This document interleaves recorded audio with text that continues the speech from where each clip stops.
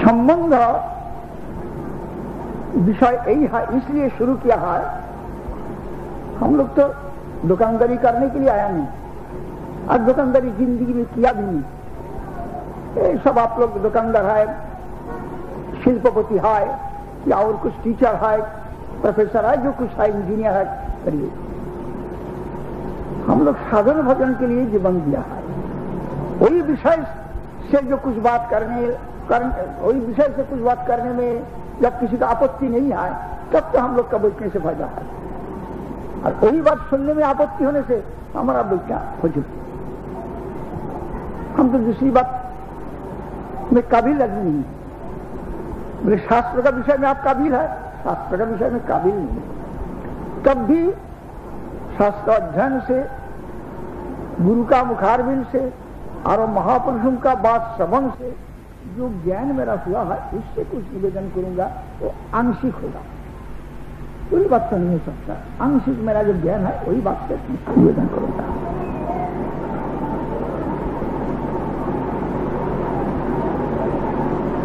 संबंध ज्ञान की बात इसलिए शुरू किया है, जीव का स्वरूप क्या है, मैं कौन हूं, मेरा कौन से वस्तु प्रयोजन है, ये मालूम नहीं होने से तब साधन ठीक से नहीं हो सकता। मैं कौन हूं, यही बात के ऊपर मेरा क्या प्रयोजन है, जरूरत है, ये निश्चय होता है। मैं इंडियन हूं, दृष्टांत स्वरूप, मैं भारतवासी हूं, मेरा कर्तव्य व स्वार्थ व धर्म निर्णित हो जाएगा यही शब्द से। मैं भारतीय हूं, भारतवासी। तो भारत का स्वार्थ मेरा सत्य होगा, अथवा भारतवासी का स्वार्थ मेरा स्वार्थ होगा। मैं अभी जर्मनी हूं, कि इटालियन हूं, कि चाइनीज हूं, कि रशियन हूं, तो कोई देश का स्वार्थ ही मेरा स्वार्थ होगा। अहंकार द्वारा, अभिमान से अपना प्रयोजन निर्धारित होता है। दृष्टांत आप लोग प्रैक्टिकल लाइफ देखिए। आप लोग, मैं कपूर फैमिली का लड़का हूं, मैं जिंदल फैमिली का लड़का हूं, तो जिंदल का घर का लड़का की कपूर का घर के लिए मेहनत करता है? नहीं करता। अमुक शर्मा का बेटा माई, तो शर्मा का घर के लिए जत्न करते हैं। जहां पर अपना प्रयोजन है, स्वार्थ है, उसके लिए जत्न करते हैं। इसलिए अपना स्वरूप निर्धारण पहला होना चाहिए। मैं कौन हूं ये बात पक्का निर्धारित होना चाहिए, संशय रहित होकर। तब मेरा क्या जरूरत है ये भी ठीक हो जाएगा। यही विषय पर मैं कौन हूं और कौन से वस्तु मेरा प्रयोजन है, ये विषय समझने के लिए काल का प्रसंग उत्थापन किया, संबंध ज्ञान का। इससे मैं काल बताया था कि जीव मात्र माय मतलब मनुष्य, माधव महाराज, ये बात नहीं। हर एक जीव के लिए कहती है मैं एक जीव हूं। जीव का स्वरूप क्या है? जीव है भगवान की प्रकृति का अंश। ये बात काल मैं निवेदन किया। भगवान की प्रकृति का अंश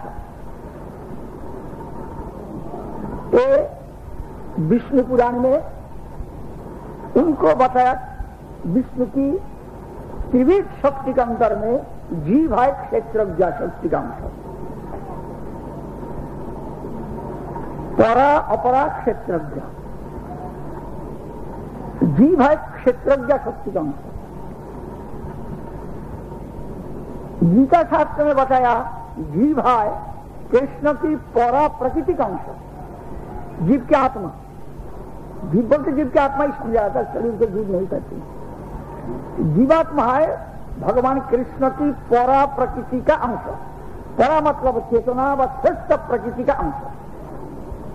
और जीव का शरीर मौन इंद्रिय वादक जो देखते हैं हम लोग, ये तमाम है भगवान कृष्ण की अपरा प्रकृति का अंश व माया शक्ति का अंश। अपरा प्रकृति का दूसरा नाम ही है माया, अज्ञान शक्ति का अंश। एक गीता से कल प्रमाण देके उल्लेख किया है। चैतन्य महाप्रभु इसमें और एक बात उठाया, लेकिन तो दार्शनिक बात है, थोड़ा दिमागदार आदमी होने से सुख होगा। यहां पर सवाल पैदा हुआ, जब जीव भगवान की परा प्रकृति का अंश है, सत्य शक्ति का प्रकृति का अंश है, वो जब माया में फंस गया और बद्ध हुआ है, कस पा रहा है,